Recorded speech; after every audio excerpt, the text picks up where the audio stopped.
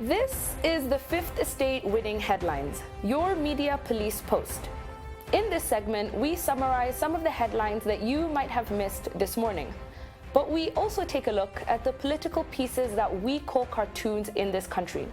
Today is the 13th of June, 2019, and I am 2J. I am JM, sitting in for 2M, who is celebrating 2J's birthday in Mombasa.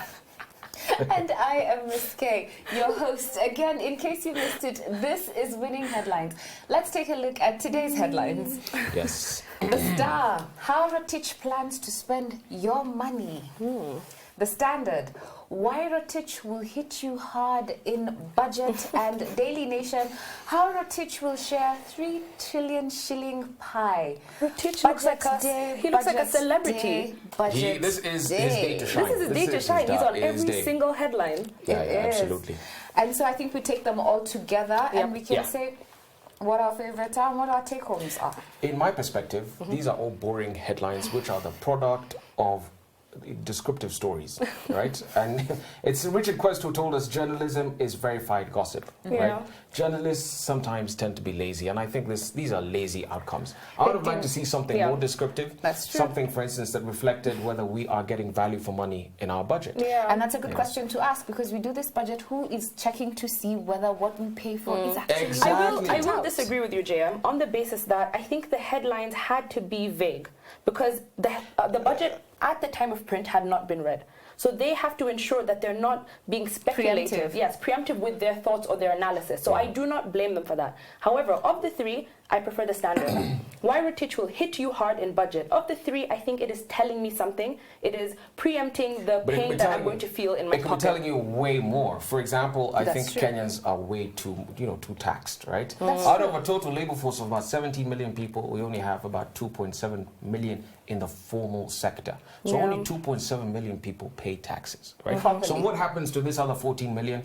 That is something I think could have been reflected in some of these stories and also the headlines. I agree, because I feel, and I agree with JM on this point, that they were a bit hesitant, they were a bit shy of giving us the hard facts, giving us those things. Even if it changes at the end of the day, you're still, be bold, and it's still an interesting topic. And provocative. I mean, one interesting topic we discussed earlier is MARAGA waiting for the budget to be read in order to dissolve Parliament? Yes. That would have been a provocative headline. And I would have bought that paper, because I'd want to know what specifically in this budget is it that he's waiting for? Is it the judiciary budget that we want JSC to have all its money so that they can do all the things they need to do once Parliament is dissolved? But on the flip side, if MARAGA dissolves Parliament, then you can have Parliament putting us in a situation like America, a government shutdown. So they say, we're not passing the budget. If you're waiting for us to pass this budget, for you to dissolve us, we're not passing anything. See what you're going to do. Yeah, I think the papers, I do agree with you ultimately. They were lacking some analysis. We have a 3 trillion shilling budget now. 1 trillion of that, so a third of it, is going to recurrent expenditure. Essentially, we're saying salaries.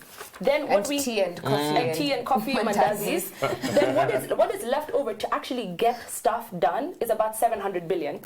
Of that 700 billion, about 375 is going to the SGR from Naivasha to Kisumu. So what are we left with? It's basically nothing. Now, those things will not change. So I ask us 3 questions. We have a 3-part criteria that we use to break down the headlines for you. We ask ourselves 3 questions. Are these headlines topical, or are they speculative? Are these headlines repetitive, or are they groundbreaking? Are these headlines thoughtful, or just plain lazy? And I think that we can say they are highly speculative. Like you said, let's write something about the budget. We don't know what Rotich is going to read. Keep it safe. Don't say anything specific. They could have been groundbreaking, but they shied out of that. And they're definitely lazy.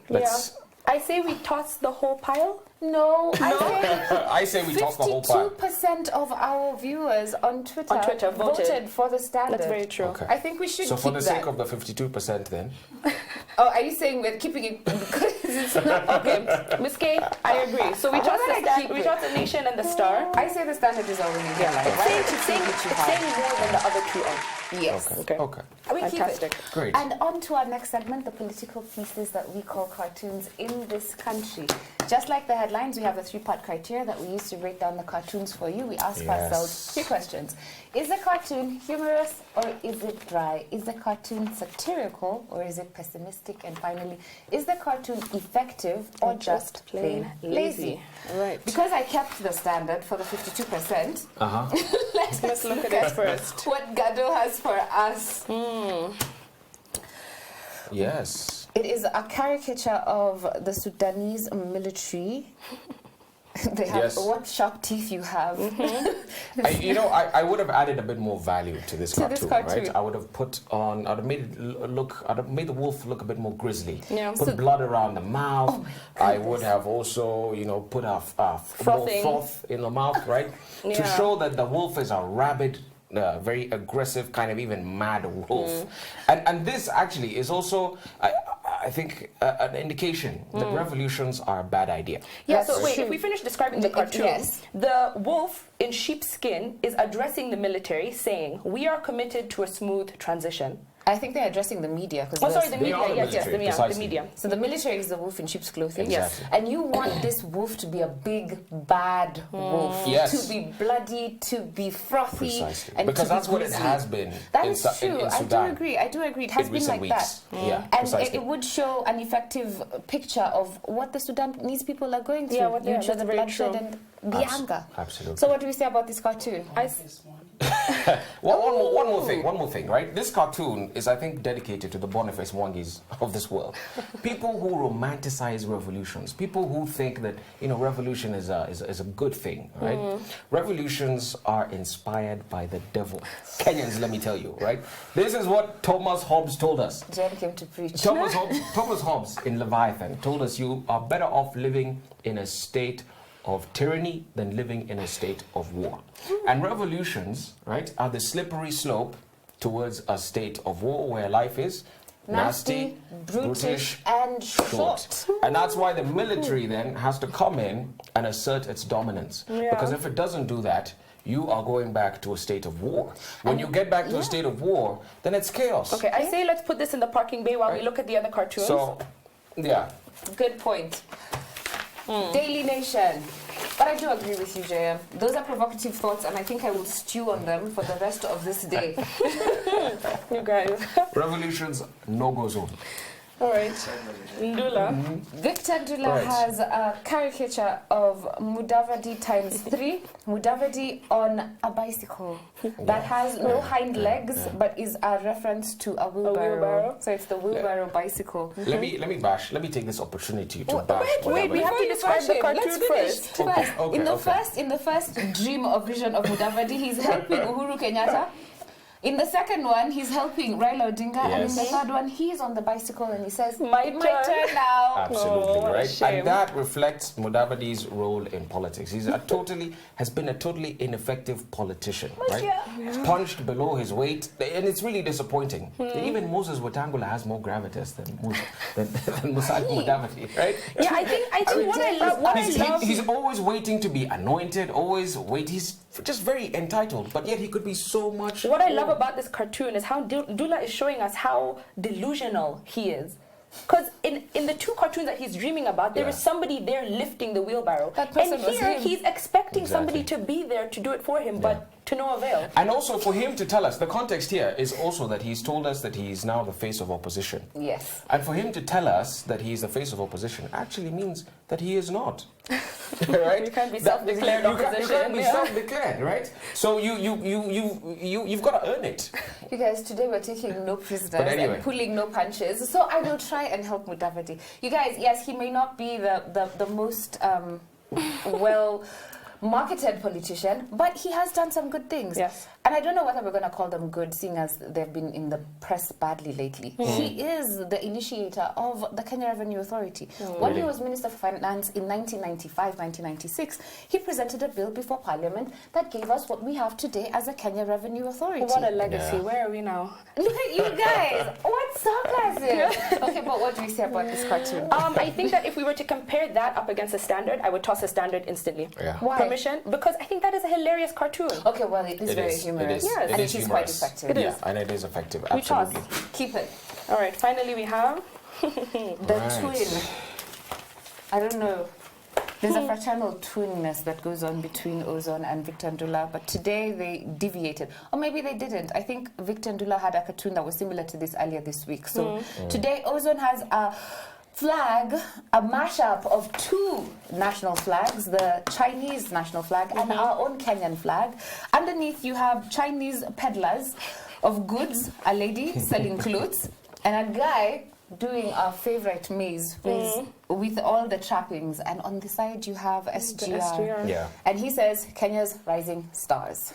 Before we decide to trash this one, because I think I'm getting vibes from here that we're going to toss it immediately. Yes. Let me just take this opportunity to say that I host a show on Wednesdays called The Bad Samaritans, right? At 9:30 p.m. Wednesdays, 9:30 p.m. And these are the practices that we condemn. We condemn utterly. And what we say is, you know, you've got to leave opportunities for Africans, right? You can't have Chinese people come here and, dominate our economy like this, right? Certain segments of the economy have to be left for Kenyans or East African community in fact, people. Intentionally protected for the East Africans and the people of Kenya. Yeah. So you can't have them double dipping. We take a loan from you and then you come and you take our small scale money, the one that the government is taxing us I've managed to say absolutely nothing about this cartoon. Toss it. They've tossed it. And that we have actually, by extension, by default, Victor Ndula has the winning cartoon today. That's a good cartoon. It is. It's a good cartoon. What is our final thought today? That's my segment, isn't it? For now, I don't know. Missiles from the floor. And now, our final thought. Today, it is inspired by a book entitled Anti-Fragile, The Things That Gain from Disorder by Dr. Nassim Taleb. So I think we've done some of his books before or mentioned them in passing. Taleb is a professor of uncertainty and randomness. So some of his old books that we've spoken about before, we have Fooled by Randomness, Black Swan, and today we're going to talk about Anti-Fragile. So this book is part of a series called Incerto, which is about managing risk and uncertainty. The central theme of this book is about anti-fragility, and the author describes it as follows. He says that there is no word for the exact opposite of fragile, but he says let us call it anti-fragile. Anti-fragility is beyond resilience or robustness. The resilient resists shock and stays the same. The anti-fragile gets better. So in the book, he speaks about the triad of fragility, robustness, and anti-fragility. So if we can think about it on a spectrum, so you have fragility, robustness, anti-fragility. Okay. And he uses ancient examples to explain how they operate. Okay. Yeah. So for fragility, he explains the story of the sword of Damocles. And it is used to describe a thing or a situation which causes a prolonged state of impending doom. So this is an old Greek story where you have this guy, Damocles, who is sat with a king, and he's telling the king, oh, your life is fantastic, it must be so perfect, you have food, you have people who fawn over you. Yeah. And so he says, please, for one day, I would love to sit in your position. And so the king says, of course, sit. So Damocles sits, he eats the food, he enjoys the company of people, but at the end of the meal, he looks up and he notices a sword dangling above his head, held only by the string of a horse's hair. And so the point of this story is that he is fragile. The smallest stress, the smallest thing could have caused that sword to come and hit him. So he is fragile. The second example he gives for robustness is of the phoenix. So a phoenix is a mythical animal that dies and is reborn from its ashes. However, it always returns in the exact same state once it has suffered a stressful event. So that's why he uses that as a robust example. And what would be resilient? Because when you're resilient, then you do suffer the stress. So the phoenix dies, but it comes back exactly the same. Exactly the same. It has not learned anything from that previous situation. Okay. And then finally, for anti-fragility, he gives the example of the hydra. And the hydra is a many-headed serpent in Greek mythology. So that demonstrates anti-fragility. So there's the story of Hercules and the Hydra, and Hercules went to go fight the Hydra. It cut off one of its heads and two more grew back. So through that stressful event, the Hydra was able to become stronger and better for it. So what the Hydra learned is that if Hercules kills me and I have one head, let me reduce the risk of my death by spreading my heads. And grow two more. So the cuts off one, I get four. The question begs, what can we learn from anti-fragility, whether in life, in politics, in business, in relationships? What can this book tell us about how to approach it? What I can say is this. And he says it himself. Anti-Fragile is his answer to the book that he wrote that we have discussed on this table called Black Swans. And what he says, you see, Black Swans are events that happen that are unpredictable, but that when they happen, they change something so dramatically, and your risk of having them is predictable only when you look at it in retrospect. So he says you cannot measure this risk, but what you can measure is your fragility, your ability to be changed or to be transformed or to be at risk of changing because of that event happening to you. And he says you can use what he calls a test of asymmetry to check your fragility levels, your ability to change and anticipate positively a shock that will happen to you. So he says that anything that has more upsides than downsides from a random event or a shock is anti-fragile. Anything then that has more downsides than upsides from a random event is fragile. Put in a different but simple way, he says you're fragile if you have more to lose than to gain from a risk. And you're anti-fragile if you have more to gain than to lose from a shock. So I'm gonna talk about this in the sense of rich people. When you're successful, or you're from a dynasty, as we call them in politics, then you have a lot to lose. You have history, you have wealth, you have interest, you have connections. And every day you live like Damocles with that sword of a hustler who has everything to gain, taking all these that you've built up. So you as a dynasty are fragile. But a hustler who has nothing to lose has everything to gain. That's right. Therefore, they are anti-fragile. Absolutely. That's a good perspective. Another perspective I got from this is that a healthy dose of volatility as opposed to tranquility is important, because the shocks and the stresses in a volatile environment actually cause you to become innovative. Right? They cause you to develop that anti-fragility. Right? And that, I think, is where Uhuru Kenyatta has been taking us as a country, as an economy, on all accounts, right? Whether it's his fight against corruption, or even, for example, with the huge projects of the Big Four, you know, the roads that we're doing, you know, we are living totally beyond our means. Right? To be frank, if you look at how much we're raising and how much we are spending, you know, it's almost twice as much. And the point there is really to push the frontiers of comfort, to get out of the comfort zone, to be in a zone where we are forced to be innovative. We are forced to gain from disorder, as a subtitle of the book says. Precisely. And I think out of that whole spontaneity, right?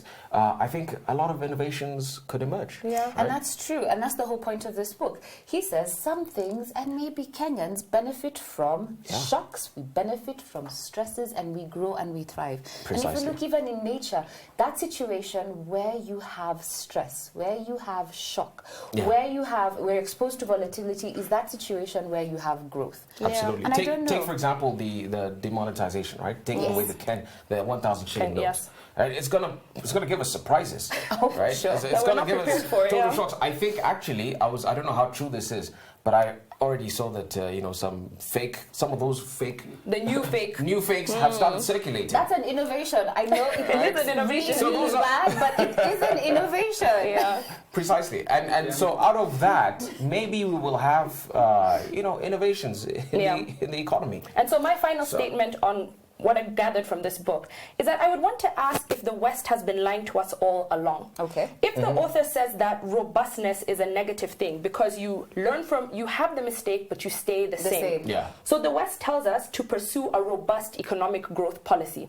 They tell us to have resilient forms of community.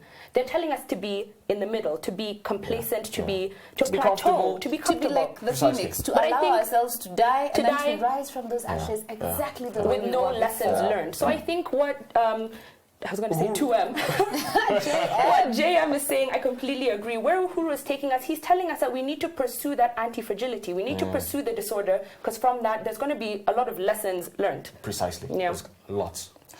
This is Winning Headlines. Today we had a winning headline from The Standard, inspired by the people. And a winning cartoon from the Daily Nation. Congratulations. I'm going to tell you one last quote from Nassim Taleb. He says the 3 most harmful addictions are heroin, carbohydrates, and a monthly salary. I don't know, but they all make us fragile. Have a great day. See you tomorrow.